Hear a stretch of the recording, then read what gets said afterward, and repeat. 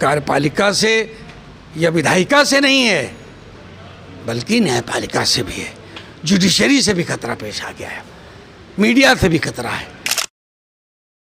जिस दिन लॉकडाउन ख़त्म हुआ देश और प्रदेश से, आप देखिएगा जनता नए करवट के साथ खड़ी होगी। किसी से डरने की ज़रूरत नहीं है। हम तो सिर्फ एक अल्लाह से डरते हैं। वो ईमान वाला मुसलमान हो ही नहीं सकता जो हैरा गहरा न तो खैरा से डरे।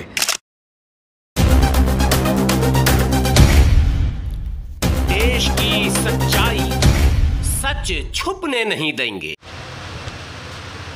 सर, जो हालात हैं, आप एक तजर्बेकार सियासतदान भी हैं और मुस्तकिल मुल्क के कोने कोने में आपका आना जाना होता है। इस हालात में मुल्क का माइनॉरिटी क्या करे, किस रास्ते को इख्तियार करे, इस पर आप रोशनी डालें। देखिए, इस मुल्क में जो ख़तरा और जो चैलेंजेस इस वक्त दरपेश हैं वो 74 साल की आज़ाद भारत की तारीख़ में बड़े ही यूनिक अनहोने टाइप के हैं। मैं तो कहूँगा सन 2014 ही एक अनहोनी थी कि आरएसएस का नुमाइंदा नरेंद्र मोदी देश का प्रधानमंत्री बन गया। संविधान की शपथ लेके चुनाव लड़े, संविधान की शपथ लेके प्रधानमंत्री बने, लेकिन संविधान की जड़ों को जिस तरह से 6 साल में खोखला किया गया, जिस तरह बुनियादी मौलिक अधिकारों का हनन किया गया, बोलने का अधिकार, संगठन बनाने का अधिकार, चलने फिरने का अधिकार, शासन सत्ता की गलत नीतियों से विरोध जताने का लोकतांत्रिक अधिकार जिस तरह से छीना जा रहा है, और अब तो भारत की नागरिकता के अधिकार से भी वंचित किया जा रहा है।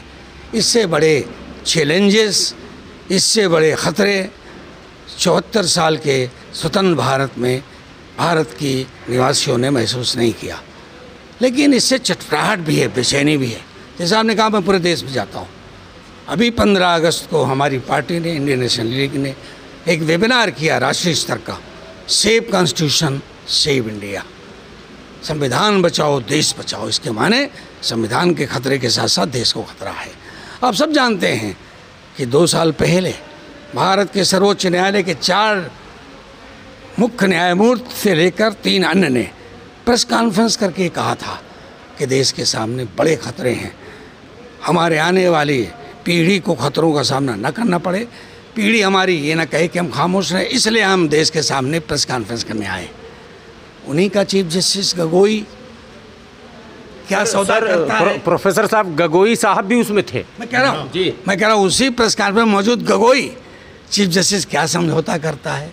इसके माने देश के सामने खतरा सिर्फ लोकतंत्र को खतरा विधान न्यायपालिका से, कार्यपालिका से या विधायिका से नहीं है, बल्कि न्यायपालिका से भी है। जुडिशरी से भी खतरा पेश आ गया है, मीडिया से भी खतरा है। इन सूरत हाल में हमें एकजुट होकर देश को खड़ा करना पड़ेगा। आज की जो मीटिंग बुलाई हमारे ताहिर भाई ने, ये बहुत मुबारक मीटिंग है, जिसमें तमाम संगठनों के लोग आए, दलित पिछड़े समुदाय के लोग भी आए। सब ने मिलकर संकल्प लिया है कि मिल कर के एक बड़ा मोर्चा बनाएंगे और शुरुआत उत्तर प्रदेश से करेंगे, और देश के संविधान पर जो आँच आ रही है उसके लिए हम सीना सीना सफ़र होंगे, खड़े होंगे।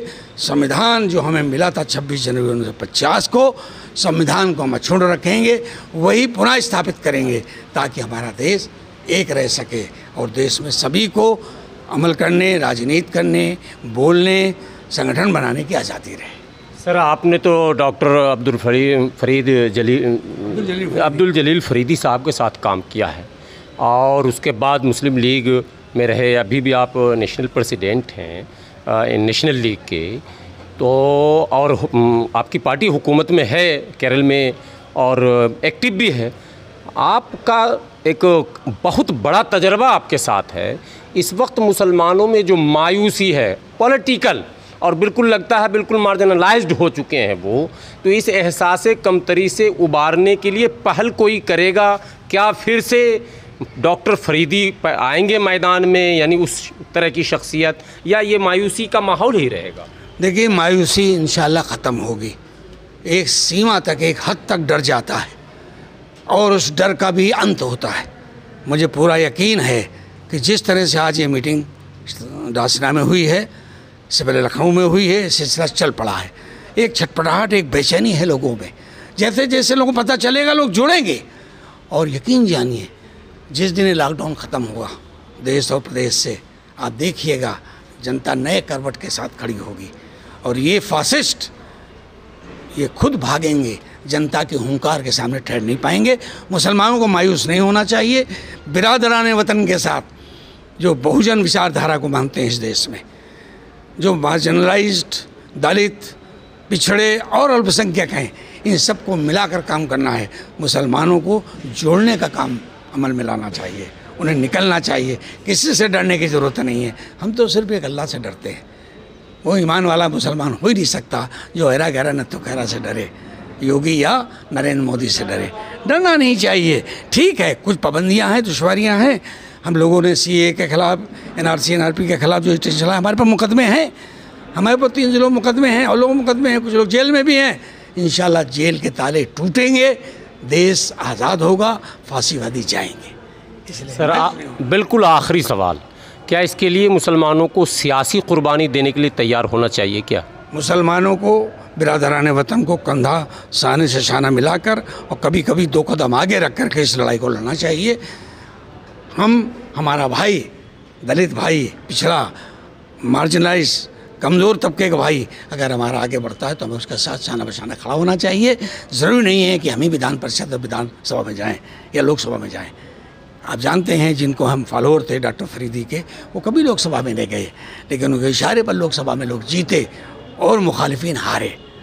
हम इंशाल्लाह किंग मेकर का रोल अदा करें। हमारे सफ़ों में दरार कहाँ से आता है, इसकी क्या वजह? मौका परस्त हर जगह होते हैं। सियासत कोई सूफियों का काम नहीं। सियासत में मौके तलाश करने में लोग कभी इतनी जल्दी करते हैं कि ज़मीर का समझौता कर लेते हैं और वहाँ चले जाते हैं जहाँ वो इस्तेमाली हो जाते हैं। ना अपनी कौम के लायक रहते हैं, ना अपने लायक रहते हैं। ऐसे लोग होते हैं, इनकी हमें पहचान करनी पड़ेगी, आइडेंटिफाई करना पड़ेगा। बहुत बहुत शुक्रिया आपका।